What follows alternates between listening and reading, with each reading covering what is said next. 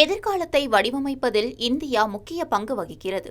ஒருவர் எதிர்காலத்தை பார்க்க விரும்பினால் இந்தியாவுக்கு வாருங்கள் என்று இந்தியாவுக்கான அமெரிக்க தூதர் எரிக் கார்செட்டி தெரிவித்துள்ளார். டெல்லியில் நடைபெற்ற நிகழ்வில் இந்தியாவுக்கான அமெரிக்க தூதர் எரிக் கார்செட்டி பங்கேற்று உரையாற்றினார். கூட்டத்தில் பேசிய இந்தியாவுக்கான அமெரிக்க தூதர் எரிக் கார்செட்டி, நீங்கள் எதிர்காலத்தை பார்க்க விரும்பினால் இந்தியாவுக்கு வாருங்கள். நீங்கள் எதிர்காலத்தை உணர விரும்பினால் இந்தியாவுக்கு வாருங்கள். நீங்கள் எதிர்காலத்தில் வேலை செய்ய விரும்பினால் இந்தியாவுக்கு வாருங்கள். இந்தியாவில் அமெரிக்க தூதரகத்தின் தலைவராக ஒவ்வொரு நாளும் அதை செய்யக்கூடிய பெரும் பாக்கியம் எனக்கு கிடைத்துள்ளது என தெரிவித்தார். அமெரிக்காவிற்கும் இந்தியாவிற்கும் இடையிலான ஒத்துழைப்பின் முக்கியத்துவத்தை வலியுறுத்திய கார்செட்டி, டெல்லியுடனான அதன் கூட்டாண்மையை ஜோ பைடன் நிர்வாகம் பாராட்டுவதாக கூறினார். நாங்கள் இங்கு கற்பிக்கவும் பிரசங்கிக்கவும் வரவில்லை, நாங்கள் கேட்கவும் கற்றுக்கொள்ளவும் இங்கு வருகிறோம் என்று அவர் கூறினார். இரு நாடுகளுக்கும் இடையிலான கருத்துகள், முன்முயற்சிகளின் பரஸ்பர பரிமாற்றத்தை எடுத்துக் கூறினார்.